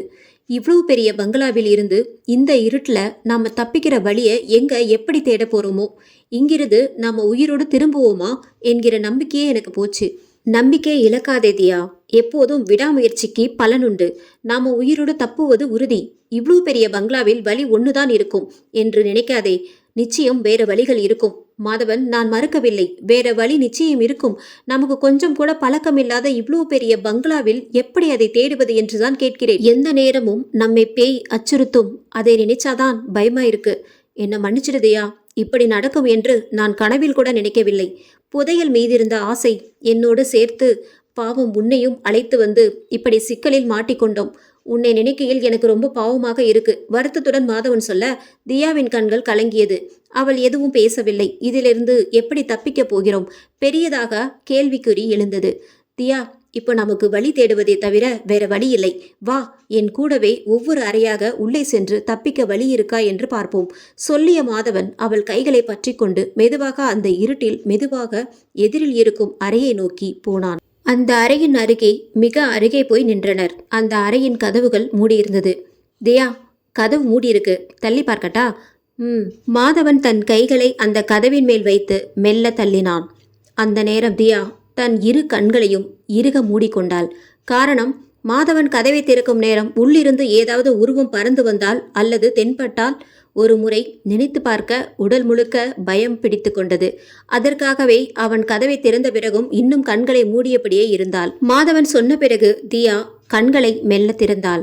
இருவருமாக அந்த இருட்டில் அந்த அறையிலும் சுற்றி பார்த்தனர். அந்த இருட்டில் அவ்வளவு தெளிவாக எதுவும் தெரியாவிட்டாலும் கொஞ்சம் மங்கலாக தெரிந்தது. அந்த அறை பெரியதாக இருந்தது. அதன் நடுவே பெரிய கட்டில். அறையை சுற்றிலும் எந்த பக்கமும் ஜன்னல்கள் இல்லை. ஒரு ஓரத்தில் பெரிய மர பீரோ ஒன்று இருந்தது. தியா, நாம தப்பிக்கிறதுக்கு இந்த அறையில வழி இல்லை என்று நினைக்கிறேன். பாரு, எந்த பக்கமும் ஜன்னலோ கதவோ இல்லை. ஆமா மாதவன், வாங்க வேற அறையில முயற்சி பண்ணுவோம். இருவரும் மற்றொரு அறை இருக்கும் திசையை நோக்கி திரும்பினார்கள். அதே நேரம் மாதவன் அப்படியே நின்றான். ஏன் மாதவன், ஏன் நின்னுட்டீங்க? தியா, இந்த இக்கட்டான சூழ்நிலையில் எனக்கு ஒரு சபலம். தியா அவனை என்ன சபலம் என்பதை போல பார்த்தாள். ஆமாம் தியா, இந்த அறையில இருக்கிற மரபீரவை ஒரு வாட்டி திறந்து பார்க்க வேண்டும் என்று ஆசை. யார் கண்டது? ஒருவேளை நம்ம தேடி வந்த பொண்ணும் பொருளும் அந்த மரபீரோவில் கூட இருக்கிறதுக்கு வாய்ப்பிருக்கு. உள்ளே சென்று அந்த மரபீரோவை திறந்து பார்ப்போமா? அவன் அப்படி கேட்க தியா கோபத்தின் உச்சிக்கே சென்றாள். மாதவன், பொறியில சிக்கின எலி மாதிரி இருக்கு நம்ம நிலைமை. முதலில் இங்கிருந்து தப்பிக்கிற வழியை பாருங்க. கோவப்படாத தியா, மனதில் பட்டதை சொன்னேன். மாதவன், புரிஞ்சுக்கோங்க, முதலில் நம்ம உயிர் தப்பிக்க வேண்டும். நாம உயிரோடு இருந்தால்தான் எதையுமே அனுபவிக்க முடியும். வாங்க, தப்பிக்க வேற வழி இருக்கா என்று பார்ப்போம். கொஞ்சம் கோபமாகவே தியா சொன்னதினால் அரை மனதோடு அடுத்த அறையை நோக்கி நடந்தான் மாதவன். மாதவன், எனக்கு ஒரு சந்தேகம். அறையில எப்படி வெளியே போக வழி இருக்கும்? எனக்கு தெரிந்து அப்படி இருக்காது. வீட்டின் வெளியே போக வேண்டும் என்றால் கொல்லைப்புறம் வழியாகவே தான் போக முடியும். கொல்லைப்புறம் போக வீட்டில் வேற பகுதியில் வழி இருக்கும். அதை தேடுவோம். வாஸ்தவம் தான் தியா, ஆனா அந்த கொல்லைப்புறம் போற வழிக்கும் கதவுகள் இருக்குமே, அதை எங்க போய் தேடுவ? பாரு, இந்த பெரிய பங்களா கூட முழுக்க எத்தனை அறைகள், எத்தனை கதவுகள் கொல்லப்புற போகவும் இதில் தான் ஏதாவது வழி இருக்கும். நாம பொறுமையாக ஒவ்வொரு கதவையும் திறந்து பார்த்துதான் அதை கண்டுபிடிச்சாக வேண்டும். ஒரு வேலை செய்வோம். இருவரும் வெவ்வேறு திசைக்கு போய் ஒவ்வொருவரும் வெவ்வேறு கதவுகளை திறந்து பார்த்தால் சீக்கிரம் கண்டுபிடித்து விடலாம். என்ன, தனியாகவா? என்னால முடியாது மாதவன். 2 பேரும் ஒன்றாகவே ஒவ்வொரு அறையாக தேடுவோம். சரிவா, முதலில் பக்கத்தில் இருக்கும் அறையிலிருந்து தேடுவோம். சொல்லிய மாதவன் தியாவை அழைத்து கொண்டு பக்கத்தில் இருக்கும் அந்த அறையின் கதவருகே போய் நின்றான். தியா, கதவை திறக்கலாமா? திறங்க, வழி இருக்கா என்று பார்ப்போம். இந்த முறை மாதவன் அந்த அறையின் கதவை திறந்த போது தியா கண்களை மூடவில்லை. மேலும் கண்களை அகல விரித்து ஆவலோடு உள்ளே பார்த்தாள். மாதவன் மெல்ல அந்த கதவை திறந்தான். அவனுக்கு கூட இப்போது கொஞ்சம் பயம் விலகி இருந்தது. இதற்கு முன்பு அறையின் கதவை திறந்தபோது கொஞ்சம் திகிலோடுதான் திறந்தான். திறக்கும்போது உள்ளிருந்து பேயோ பிசாசோ தாக்கம் என்று எதிர்பார்த்தான். ஆனால் அவன் எதிர்பார்த்தது போல் அங்கே எந்த ஒரு திகில் சம்பவமும் நடக்கவில்லை. அதுவே அவனுக்கு இப்போது கொஞ்சம் தைரியத்தை கொடுத்திருந்தது. அதனால் இந்த அறையின் கதவை திறக்கும்போது பயமில்லாமல் தான் திறந்தான். கதவுகள் சின்ன சத்தத்தோடு உள்ளே சென்றது. இந்த அறை ரொம்பவே பெரியதாக இருந்தது. கிட்டத்தட்ட பழைய அறையை விட 3 மடங்கு பெரியது. தியா, இந்த அறைதான் பங்களாவின் மாஸ்டர் பெட்ரூம் என்று நினைக்கிறேன். ரொம்பவே பெருசா இருக்கு. வெளியே நின்றபடியே அந்த பெரிய அறையை நோட்டமிட்டனர். ஒரு ஓரத்தில் பெரிய கட்டில் போடப்பட்டிருந்தது. பழைய அறையில் இருந்த மர பீரோவை விட பெரிய பீரோக்கள் 4, அதையும் விட பெரிய பீரோ 1. இந்த அறையில் கூட ஜன்னல்கள் இல்லை. ஆனால் இடதுபுறம் கதவுகள் தெரிந்தது. தியா, அங்கே கதவுகள் இருக்கு. வெளியே போக வழி இருக்கும் என்று நினைக்கிறேன். உள்ளே போகலாமா? போகலாம் மாதவன். இப்போ பயம் இல்லை. ஆனா மாதவன், எனக்கு ஒரு சந்தேகம். என்ன சந்தேகம்? நாம இந்த பங்களாவின் உள்ளே நுழைந்ததும் வெளிக்கதவுகள் எப்படி தானாக மூடிக்கொண்டதோ அதே போல இந்த அறையின் கதவுகளும் நாம உள்ள போனதும் தானாக மூடிக்கொண்டால் என்ன செய்வது? தியா அப்படி கேட்க மாதவனுக்கு தூக்கி வாரி போட்டது. ஐயோ தியா, இப்பதான் கொஞ்சம் பயம் இல்லாமல் இருந்தேன். திரும்பவும் எனக்கு உன் கேள்வியால் பயம் எட்டி பார்க்குது. இவ்வளவு நேரம் எழாத இந்த கேள்வி இப்ப ஏன் திடீரென்று உன்னிடம் எட்டி பார்க்குது? தெரியல மாதவன், தானாக எழுந்தது. அந்த கேள்வியும் சரியாகவே படுகிறது. நாம ஒருவேளை இந்த அறையின் உள்ளே சென்றதும் கதவுகள் மூடிக்கொண்டால் என்ன செய்வது? முன் எச்சரிக்கையாக கேட்டேன், அவ்வளவுதான். தியா, நீ சொல்ற கோணத்தையும் யோசிக்க வேண்டும். நீ சொல்வது போல நாம இந்த அறையின் உள்ளே சென்றதும் கதவுகள் தானாக மூடிக்கொண்டால் நம்மால் எப்படி தப்பிப்பது? என்ன செய்யலாம் தியா? யோசிக்க வேண்டும். ஒரு வேலை செய்யட்டுமா? நான் மட்டும் உள்ளே சென்று பார்க்கவா? என்ன, நீங்கள் மட்டும் உள்ளே போறீங்களா? ஆமா தியா, இதுதான் நல்ல யோசனை. நான் மட்டும் உள்ளே போறேன். வேண்டாம் மாதவன், எனக்கு பயமாக இருக்கு. பயப்படாத தியா, நான் மட்டும் முதலில் உள்ளே போறேன். இது நம் இருவருக்கும் நல்லது. ஒருவேளை கதவுகள் மூடிக்கொண்டால் நான் மட்டும்தான் உள்ளே சிக்குவேன். நீ தப்பிக்கலாம். வேண்டாம் மாதவன், வாழ்வோ சாவோ 2 பேரும் உள்ளே போகலாம். தியா, என் பேச்சை கேளு. நான் மட்டும் உள்ளே போவதில் இன்னொரு நல்லதும் இருக்கு. சொல்றேன் கேளு. தியா, நான் மட்டும் உள்ளே போறேன். ஒருவேளை கதவுகள் தானாக மூடிக்கொண்டால் உடனே நீ வெளியே இருந்து அந்த கதவை திறந்து விடலாமே. யோசனை நல்லாத்தான் இருக்கு. ஆனாலும் உள்ளுக்குள்ள கொஞ்சம் பயம். நீ ஒன்றும் பயப்படாத. நான் சொல்வதைப் போல நான் உள்ளே போனதும் கதவுகள் தானாக மூடிக்கொண்டால் நீ வெளியே இருந்து கதவை திறந்து விடு, சரியா? தியா ஒரு மனதாக தலையாட்டினாள். சொன்னது போல மாதவன் மட்டும் அந்த பெரிய அறையின் உள்ளே சென்றான். அவன் இதயம் தாறுமாறாக துடிக்கத் தொடங்கியது. அவன் உள்ளே சென்று அந்த பெரிய அறையின் உள்ளே சென்று நடுவில் நின்றான். தியாவும் எங்கே கதவுகள் மூடிக்கொள்ளுமோ என்று கதவையே பார்த்தாள்.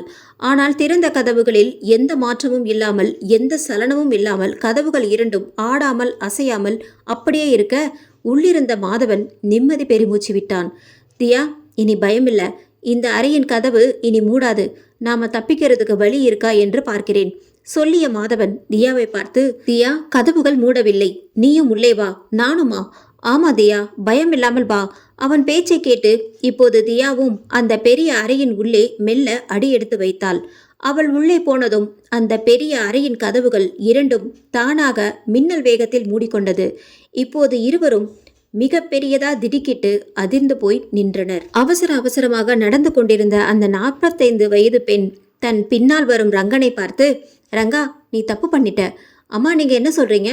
ஆமா ரங்கா, யாரோ 2 பேர் அந்த காட்டு பங்களா பக்கம் போனார்களே, நீ அப்பவே அவர்களை தடுத்திருக்க கூடாதா? அந்த பங்களாவில் பேய் இருக்கு என்று சொல்லி இருந்தால் அவர்களுக்கு பயம் வந்திருக்கும். அவர்கள் அப்படியே அந்த வழி திரும்பி போய் இருப்பார்கள். இப்ப பாரு, இந்த ராத்திரி நேரத்துல அந்த பங்களா பக்கம் போக வேண்டியதா போச்சு. அவர்கள் 2 பேரும் போனதும் உங்களிடம் சொல்ல வேண்டும் என்கிற அவசரத்துல அவர்களை தடுக்க மறந்துட்டேன். சரி, சீக்கிரம் வா, சொல்லிய அந்த பெண் நடையில் மேலும் வேகத்தை கூட்டி அந்த காட்டு பங்களாவை நோக்கி நடந்தாள். அந்த அறையின் கதவுகள் தானாக மூடிக்கொள்ள மிகப்பெரிய அதிர்ச்சிக்குள்ளான மாதவரும் தியாவும் செய்வதறியாமல் திகைத்தனர். இதை அவர்கள் சற்றும் எதிர்பார்க்கவில்லை. அந்த பெரிய அறையின் உள்ளே தவிப்பாக இருவரும் ஒருவரின் முகத்தை ஒருவர் பார்த்து கொண்டனர். தியா, என்ன இப்படி ஆகிவிட்டது? நான் உள்ளே இருந்தவரை எந்த அசைவும் இல்லாமல் இருந்த கதவுகள் நீ உள்ளே வந்ததும் மூடிக்கொண்டதே. ஆமாம் மாதவன், இதை நான் கொஞ்சம் கூட எதிர்பார்க்கவில்லை மாதவன். சந்தேகமே இல்லை, இந்த பங்களாவில் பேய் இருப்பது உறுதியாகிவிட்டது. அது நம்மை மறைந்திருந்தபடியே அல்லது நம் கண்ணுக்கு தெரியாதபடியே நாம் செய்யும் ஒவ்வொரு செயலையும் கண்காணிச்சிட்டு இருக்கு. ஆமாம் மாதவன், பாருங்க, நீங்க இந்த அறையில் தனியாக இருந்தப்போ மூடாத கதவுகள் நான் உள்ளே வந்தது மூடிக்கொண்டதே. அந்த பேய் தான் நம்மை நோட்டமிட்டு கொண்டிருக்கிறது. எவ்வளவு சாதுரியமாக நான் உள்ளே வரும் வரை பொறுமையாக இருந்து அந்த பேய் உள்ளே வந்ததும் கதவை மூடிவிட்டதே. தியா, இப்ப கூட நாம பேசி கொண்டிருப்பதை அந்த பேய் நிச்சயம் கேட்டுக்கொண்டிருக்கும் போல. மாதவன், அந்த பேய் இப்போ கூட நம்ம பக்கத்துல இருக்கலாம். நாம பேசுவது எல்லாம் கூட கேட்டுட்டு இருக்கலாம். நாம என்ன பேசினாலும் அதற்கு தெரிந்துவிடும். அது நம்மை கொன்றுவிடும். உடனே கொல்லாமல் நம்மை எதற்காக இப்படி பயம் காட்டிக் கொண்டிருக்கிறது? அது நம்மிடம் விளையாட்டு காட்டிக் கொண்டிருக்கு என்று நினைக்கிறேன். ஆமாம் தியா, பேய்க்கு இப்போ பொழுது போக வேண்டும், அதான் நம்மிடம் இப்படி கண்ணாமூச்சி காட்டுகிறது. சரி மாதவன், இப்போ நமக்கு வெளியே போக வழி கிடைத்தாலும் அது போக விடாது போல இருக்கு. பின்ன நாம எப்படி தப்பிப்பது? அந்த பேயை மனசு வச்சு இரக்கம் காட்டி விடுவித்தால் தான் உண்டு. அப்போ நாம தப்பவே முடியாதா? அந்த பேய் நம்ம கண்ணில் தெரிந்தாலாவது அதனிடம் காலில் விழுந்து மன்னிப்பு கேட்டு தப்பிக்கலாம். அது எங்கே எந்த மூலையில் இருக்கு என்று கூட தெரியவில்லை. எப்படி மன்னிப்பு கேட்டு நாம தப்பிப்பது? அந்த பேய் நம் மீது இரக்கம் காட்டும் என்று காத்திருப்பதை விட நாம விடாமல் இங்கிருந்து தப்பிக்க வழி தேடுவதுதான் புத்திசாலித்தனம். வா, இறுதி வரை முயற்சி பண்ணுவோம். சொன்னவன் அங்கே இருந்த கதவை திறக்காமல் அங்கே பெரியதாக இருந்த அந்த பெரிய மரபீரோவை திறக்க போக, மாதவன் என்ன பண்றீங்க? தியா, சின்ன சபலம், இவ்வளோ பெரிய பீரோவில் என்ன இருக்கு என்று ஒரு முறை பார்த்துவிட்டு வந்து விடுகிறேன். தியா பதறினாள். தலையில் அடித்து கொள்ளாத குறையாக, மாதவன் முதலில் இங்கிருந்து தப்பிக்கிற வழியை பாருங்க என்றால். நீங்கள் புதையலை தேடிக்கிட்டு இருக்கீங்க, உங்களுக்கு உயிரோடு இங்கிருந்து போக வேண்டும் என்ற ஆசை இல்லையா? தியா, சும்மா அந்த பீரோவை திறந்துதான் பார்க்க போகிறேன். இவ்வளவு தூரம் வந்து பீரோவை திறந்து பார்க்காமல் போனால் நாம் இங்கிருந்து உயிரோடு திரும்பினாலும் இயலாமையில் இந்த பீரோக்களை திறந்து பார்க்க முடியவில்லை என்கிற உணர்வே என்னை கொன்றுவிடும். இங்கிருந்து நாம உயிரோடு திரும்பினால் மீண்டும் இந்த திசை பக்கமே திரும்பி பார்க்க மாட்டோம். அதனால் தான் தியாஸ் கேட்கிறேன், ஒரே ஒரு பீரோவை மட்டும் திறந்து பார்த்து விடுகிறேன். மாதவன், ஒரு வேலை பண்ணுங்க, முதலில் இந்த அறையில் ஒரு கதவு இருக்கே, அதை முதலில் திறங்க. நம்ம நேரம் நல்லா இருந்தா அங்கே நாம தப்பிக்கிறதுக்கு வழி இருந்தால் போதும். அதற்கப்புறம் நீங்கள் என்ன கேட்கவே வேண்டாம், தாராளமாக இந்த பீரோவை திறந்து பாருங்கள். அப்படி அந்த கதவுக்கு பின்னால் வழி இல்லை என்றால் நாம வசமாக சிக்கிக்கிட்டோம் என்று அர்த்தம். நமக்கு இங்கே புதையிலே கிடைத்தாலும் எடுத்துக்கிட்டு போக முடியாது. இங்கேயே இந்த இருட்டிலேயே உயிரை விட வேண்டியதுதான். சரி தியா, நீ இவ்வளவு சொல்ற, நானும் கேட்கிறேன். அதோ இருக்கே அந்த கதவை திறந்து பார்க்கிறேன். நமக்கு வெளியே போக வழி இருந்தால் நீ என்னை தடுக்கக்கூடாது. நான் இந்த பீரோவை திறந்து பார்ப்பேன், சரியா? சரி. தியா சொல்ல மாதவன் இப்போது அந்த கதவை நோக்கி, அந்த மிகப்பெரிய அறையின் ஒரு ஓரத்தில் இருந்த பெரிய கதவை நோக்கி நடந்தான். அந்த கதவின் அருகே வந்தவன் திரும்பி தியாவை பார்த்தான். தியா, திறக்கட்டுமா? திறங்க. மாதவன் அந்த பெரிய கதவை தள்ளினான். அந்த கதவு திறக்கவில்லை. மாதவன், நாம அறையின் உள்ளே இருக்கிறோம், கதவை வெளியே தள்ளினால் திறக்காது, உள்பக்கமாக கதவை இழுத்து பாருங்க. மாதவனும் இப்போது கதவை உள்பக்கமாக இழுக்க, இப்போது அந்த கதவுகள் இரண்டும் உள்நோக்கி வர வெளியே இருந்தது. அந்த பங்களாவின் வெளியே இருந்து உள்பக்கமாக காற்று சில்லென்று அவன் முகத்தில் அடித்தது. மாதவனின் முகத்தில் பிரகாசம். இவ்வளவு நேரம் அந்த அறையில் வசமாக மாட்டிக்கொண்டு தவியாய் தவித்து காற்று வராமல் உயிர் பயத்தில் வியர்த்து போய் இருந்தான். இப்போது சில்லென்ற காற்று முகத்தில் பட்டதும் உயிர் திரும்ப கிடைத்தவனாக தியாவின் பக்கம் திரும்பி துள்ளி குதித்தான். தியா, வழி இருக்கு, நாம உயிரோடு இங்கிருந்து வெளியே போக வழி இருக்கு, இனி கவலை இல்லை. அவன் சொல்லி கொண்டிருக்கும் போதே தியாவும் ஆர்வத்தில் அங்கே வந்து பார்த்தாள். என்ன ஒரு மகிழ்ச்சி! அவள் முகத்தில் நிம்மதி பெருமூச்சு விட்டவளாக மாதவனை கட்டி கொண்டாள். மாதவன் தப்பிக்க வழி கிடைத்து விட்டது. வாங்க, முதலில் இங்கிருந்து போய்விடலாம். இனி ஜென்மத்துக்கும் இந்த காட்டு பங்களா பக்கம் வரவே கூடாது. என்னதையா கிளம்பலாம் என்கிற? நான் கொஞ்ச நேரம் முன்னாடி சொன்னதை மறந்துட்டியா? வேண்டாம் மாதவன், நமக்கு கடவுளாக பார்த்து இந்த வழியை காட்டியிருக்கிறாரு. நமக்கு உயிர் பிச்சை கொடுத்திருக்கிறாரு. அதை கெடுத்துக்க வேண்டாம். முதலில் இங்கிருந்து கிளம்பி போய் விடுவோம். அது மட்டும் முடியாது தியா, தப்பிக்கிறதுக்கு வழியும் கிடைத்து விட்டது. இனி பயம் எதற்கு? இருக்கிற பீரோக்களை திறப்போம். இருப்பதை அள்ளிக்கிட்டு இந்த வழியாக தப்பி விடுவோம். மாதவன், உயிரோடு விளையாடாதீங்க. இவ்வளவு நேரம் உயிர் பிழைத்தால் போதும் என்று எத்தனை கடவுளை வேண்டியிருப்பேன். கடவுளாக பார்த்து நமக்கு வழிகாட்டியிருக்கிறார். நாம இங்கிருந்து போறதுதான் புத்திசாலித்தனம். என் பேச்சை கேளுங்க, வாங்க இங்கிருந்து போய்விடலாம். முடியாது தியா, எனக்கு நீ வாக்கு கொடுத்திருக்க. நான் இருக்கிற பீரோக்களை எல்லாம் திறந்து பார்த்துவிட்டு தான் வருவேன். சொன்னவன் மேலும் அவள் பேச்சை கேட்காமல் அங்கிருந்து அந்த அறையை சுற்றி நோட்டமிட்டான். அந்த அறையில் பெரிய பீரோவாக மிக பெரியதாக இருந்த அந்த மர பீரோவை நோக்கி அதை திறக்க ஆர்வத்தோடு நடந்தான். அதை மிரட்சியோடு பார்த்து கொண்டிருந்த தியா செய்வதறியாமல் தவித்தாள். பௌர்ணமி நிலா வெளிச்சம் அமரனும் மோகனாவும் அந்த பெரிய காட்டு பங்களாவை நெருங்கிவிட்டிருந்தனர். என்னங்க, இந்த நிலா வெளிச்சம் மட்டுமில்ல என்றால் இந்த காட்டு பங்களாவுக்கு வருவது மிக சிரமம். நீ சொல்வது நிஜம்தான் மோகனா. இந்த நிலா வெளிச்சம் மட்டும் இல்லாமல் போயிருந்தால் இங்கே இவ்வளோ தூரம் இருட்டில் தனியாக நாம இருவர் மட்டும் வர நினைத்து கூட பார்த்திருக்க மாட்டோம். இன்று பௌர்ணமி என்பதால் தான் நிலா வெளிச்சம் கால்நடையாக இவ்வளவு தூரம் வந்துவிட்டோம். எனக்கும் அந்த பங்களாவை மிக அருகிலிருந்து பார்க்க வேண்டும் என்கிற ஆசையும் நிறைவேறப் போகுது. என்னங்க, அந்த பங்களா கிட்ட வந்துவிட்டோம். கதவு திறந்திருந்தா உள்ளேயும் சென்று நன்றாக சுற்றி பார்த்துவிட்டு வருவோம். கண்டிப்பாக. நம்ம இவ்வளவு தூரம் வந்ததே அதுக்குத்தானே. உன் ஆசைப்படியே உள்ளே எல்லாம் நன்றாக சுற்றி பார்த்துவிட்டு வருவோம். இந்த இடத்துல பார்க்க வேண்டிய இன்னொரு இடம் ஒன்று இருக்கு. இன்னொரு இடமா? அது எந்த இடம்? ஆமா மோகனா, இந்த காட்டு பங்களாவை ஒற்றினாற் போல் ஒரு பெரிய கிணறு இருக்காம். அந்த கிணத்துல தான் பொன்னும் பொருளும் ஒளித்து வைத்திருக்கிறார்களா? அது தெரியாது.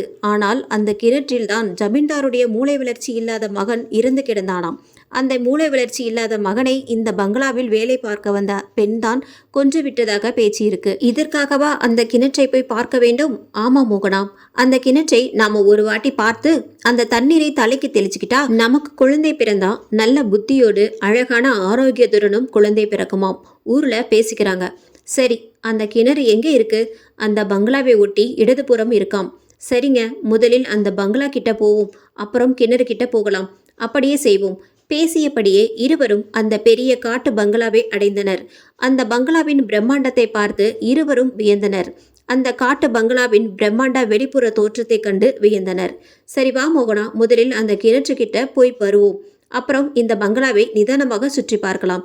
இருவரும் அந்த பங்களாவின் இடதுபுறம் வந்தனர். அங்கே அந்த காட்டு பங்களாவை போலவே மிக பிரம்மாண்டமான பெரிய கிணறு. எந்த ஒரு மதில் சுவரும் இல்லாமல் தரையோடு சமநிலைக்கு இருந்தது. இருட்டுல பார்க்காமல் வந்தால் இந்த கிணற்றில் விழுந்து சாக வேண்டியதுதான்.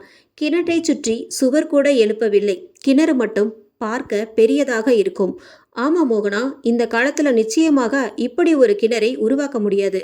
மோகனா, பாரேன், கிணற்றில் இறங்க அவ்வளவு கலைநயத்தோடு படிகள் ஒரே நேர் வரிசையில். ஆமாங்க, பார்க்கவே ரொம்ப பிரமிப்பாக இருக்கு. அதுவும் இல்லாம வானத்துல இருக்கிற நிலவு இந்த கிணற்றில் தண்ணீரில மிதக்குது. பாருங்க, எவ்வளோ அழகா தெரியுது இந்த காட்சி.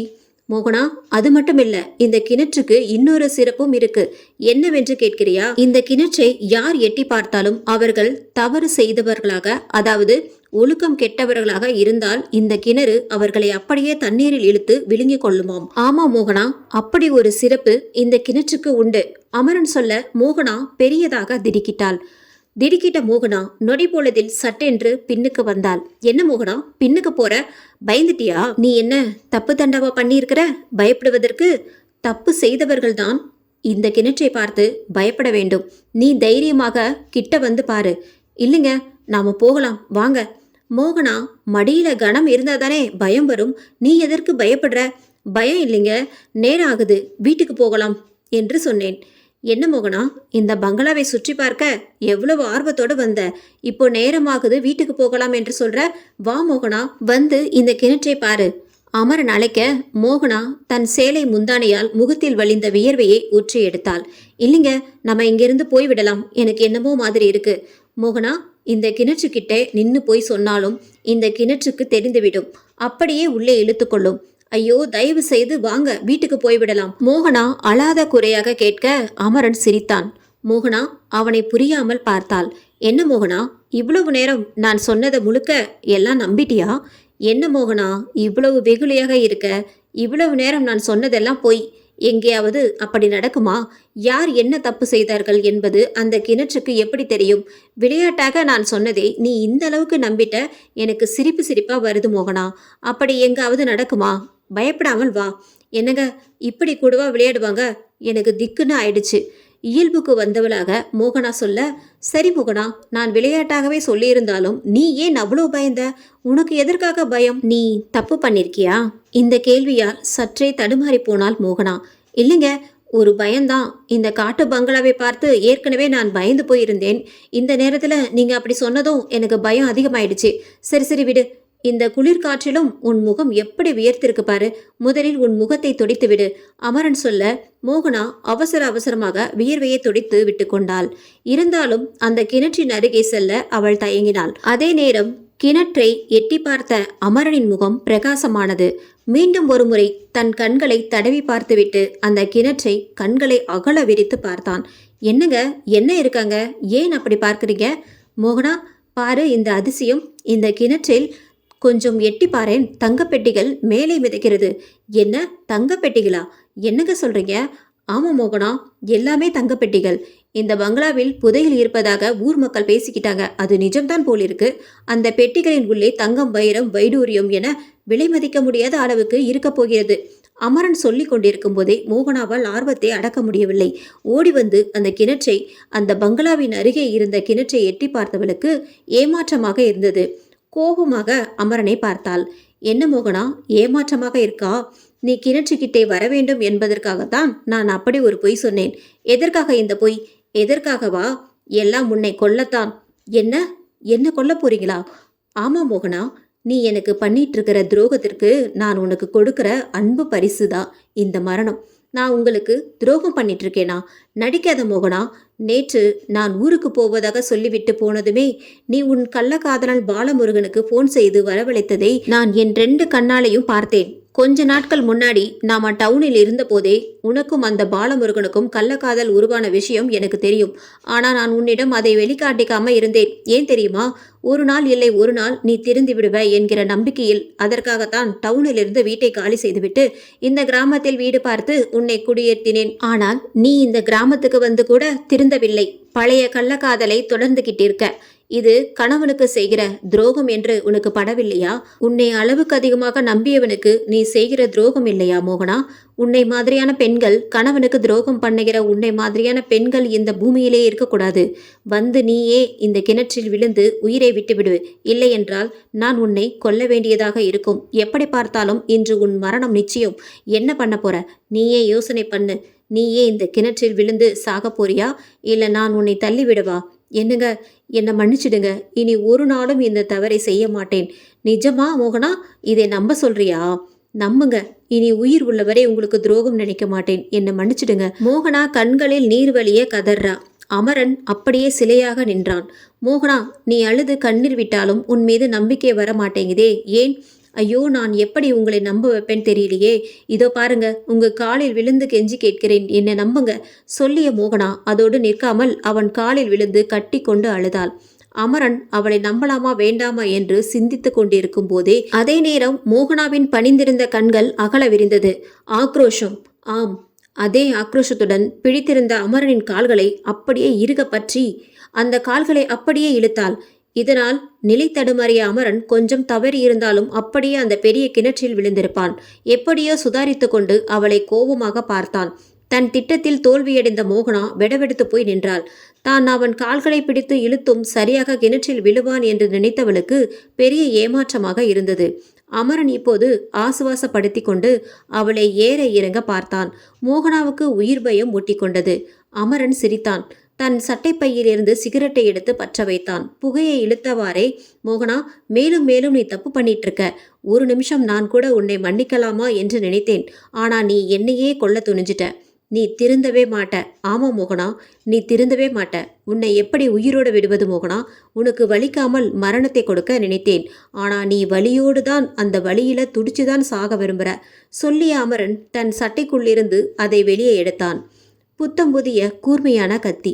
அமரன் வெளியே எடுத்த அந்த புத்தம்புது கத்தியின் கூர்மை மோகனாவை பார்த்து சிரித்தது. மோகனா, எதற்கும் இருக்கட்டுமே என்று இந்த கத்தியை கொண்டு வந்தேன். இப்போ இந்த கத்தியால தான் நீ சாக போற சொல்லிய அமரன் அவளை நெருங்கினான். மோகனா உயிர் பயத்தில் பின்னுக்கு நகர அவன் விடாமல் அவள் கழுத்தை பிடித்தான். மோகனா, இந்த கத்தியால் உன்னை கொல்ல போறேன். எந்த இடத்துல குத்த வேண்டும் என்று நீயே சொல்லு. நீ சொல்ற இடத்துல இந்த கத்தியை இறக்கிடுறேன். சொல்லு மோகனா, எந்த இடத்துல குத்தட்டும்?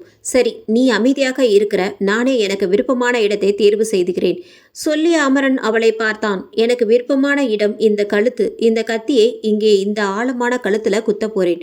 குத்தும்போது வலிக்கும், வலிக்க வேண்டும். உன்னை போல் கணவனுக்கு துரோகம் பண்ணுகிற பெண்கள் இந்த பூமியில இருக்கக்கூடாது. துடிதுடித்து இறக்க வேண்டும். அமரன் தன் கையில் இருந்த கத்தியை அவள் கழுத்தில் மெல்ல இறக்கினான். ரத்தம் பீரிட்டது. மோகனாவின் கண்கள் மேல் நோக்கி போக சில நிமிடங்கள் துடிதுடித்த அவள் உடல் பின்பு மெல்ல அடங்கியது. அதே நேரம் பின்புறம் அந்த சத்தம் கேட்டது. அமரன் திடுக்கிட்டு திரும்பி பார்க்க அதிர்ந்தான். அங்கே மாதவனின் இந்த பிடிவாதத்தால் செய்வதறியாமல் தவித்த தியா. மாதவன், வந்து விடுங்கள். கடவுளாக பார்த்து நமக்கு இந்த காட்டு பங்களாவிலிருந்து தப்பிக்க வழி காட்டியிருக்கிறார். என் பேச்சை கேளுங்கள், வந்து விடுங்கள், போய்விடலாம் என்று கெஞ்சி கேட்டு மாதவனின் முடிவில் மாற்றமில்லை. இல்ல தியா, இனி ஒரு வாய்ப்பு இப்படி கிடைக்காது. கிடைத்த வாய்ப்பை நான் பயன்படுத்தப் போகிறேன்.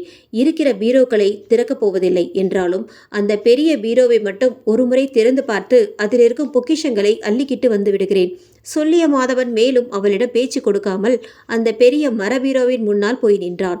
தியா அங்கே படபடக்கும் இதயத்தோடு நிற்க மாதவன் அந்த பீரோவை, அந்த அறையில் இருந்த பெரிய பீரோவை திறக்க அதன் மீது கை வைத்தான். மாதவனுக்கு திக் என்றது. பெரியதாக திடுக்கிட்டு உள்ளே எட்டி பார்க்க மர பீரோவின் உள்ளே கருப்பாக ஆவி போல அந்த உருவம். அந்த உருவத்தை பார்த்து பதறிய மாதவன் தப்பித்து கொள்ள திரும்பிய நொடி அந்த உருவம் மாதவனின் கழுத்தை இறுக பிடித்து கொண்டது. அந்த ஆவி போல இருந்த கருப்பு உருவத்திடம் எவ்வளவு போராடியும் பலன் இல்லாமல் கொஞ்சம் கொஞ்சமாக கீழே சரிந்தான் மாதவன். தியா அதிர்ச்சியின் உச்சிக்கே சென்று வெடவெடுத்து போய் ஓட்டமாக அந்த பங்களாவை விட்டு வெளியே வந்தாள். அந்த பங்களாவின் கதவுகள் இப்போது தானாக மூடிக்கொண்டன. சத்தம் வந்த திசையில் பார்த்த அமரன் திடுக்கிட்டான். அங்கே 45 வயது பெண் நின்றிருந்தாள். கூடவே ரங்கனும் நின்றிருந்தான். அந்த பெண்ணின் முகத்தில் ஒரே கலவரம். யார் பாணி? இவளை ஏன் கொன்ன? படபடப்புடன் கேட்டாள் அந்த பெண். இவள் என் மனைவி. எனக்கு துரோகம் பண்ணிவிட்டாள். அதை தாங்கிக் கொள்ள முடியாத நான் இங்கே அழைத்து வந்து ஆத்திரம் தீர தீர இவளை கொன்றுவிட்டேன். தம்பி, இந்த ஊரில் இருக்கிற ஜனங்க இந்த காட்டு பங்களாவை பற்றி நிறைய கதை சொல்லுவாங்க. இந்த காட்டு பங்களாவில் நிறைய பொன்னும் பொருளும் இருக்கு என்றும் விலை மதிக்க முடியாத பல பொக்கிஷங்கள் உள்ளே இருக்கு என்றும் சொல்லுவார்கள்.